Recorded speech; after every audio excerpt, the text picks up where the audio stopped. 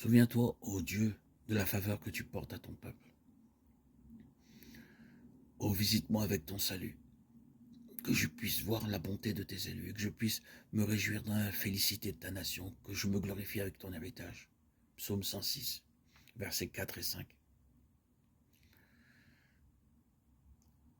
Laissons ces mots gravés profondément dans nos cœurs. Notre prière est que l'expérience de ces versets puisse être l'expérience de chacun, que ce qui a été exprimé avec notre limitation humaine puisse vous être rendu clair par le Saint-Esprit.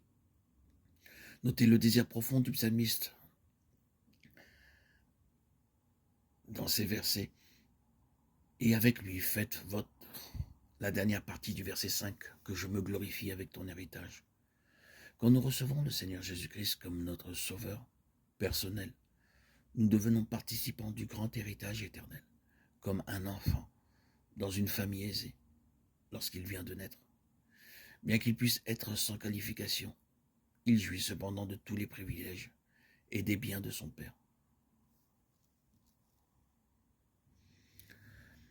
Je vais vous raconter l'histoire d'un homme très riche.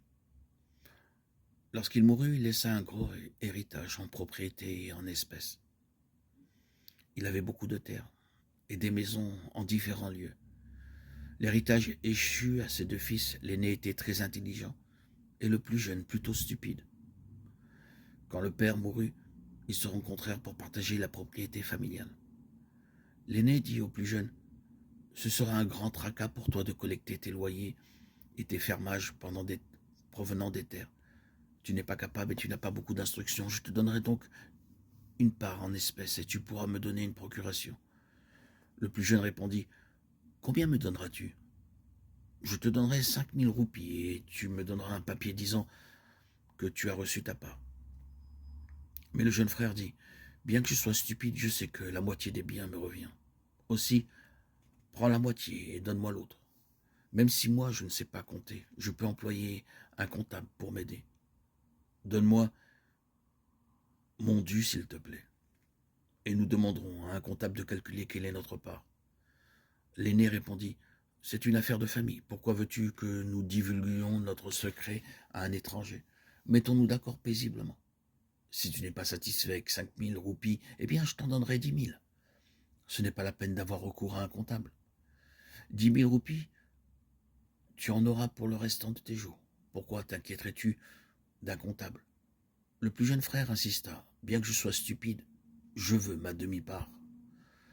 Cela peut être 1000 roupies ou 3000 ou plus, mais je ne serai satisfait que lorsque j'aurai ma juste part. Apporte les livres et je ferai venir un comptable. » L'aîné dit à nouveau: « Pourquoi un étranger connaîtrait-il nos secrets? Je te donnerai 15 000 roupies. »« Non, non, je veux seulement ma part, même si elle n'est que de 4 ou 5 000 roupies. Apporte les livres, s'il te plaît. »« Tu vas en rester là ?» répéta son frère. « Je te donnerai 25 000 roupies, le quart de 100 000 roupies, ta juste part. » Et cela là, ainsi jusqu'à ce qu'il arrive à plus de 100 000 roupies. Pourquoi? Parce qu'il avait l'assurance intérieure que son père lui avait laissé la moitié de ses biens. Bien qu'il soit stupide et simple, un garçon insensé, il voulait cependant sa pleine part. Il n'est pas nécessaire d'avoir toute la connaissance du monde ou de l'instruction pour demander un héritage terrestre. Pour nous, croyants, cela prend parfois de nombreuses années pour apprendre la valeur de notre héritage céleste. Apprenons-le maintenant. La parole de Dieu est si claire et évidente lorsque nous recevons notre Seigneur comme notre sauveur personnel. Il nous est donné le droit et l'autorité de devenir les fils de Dieu.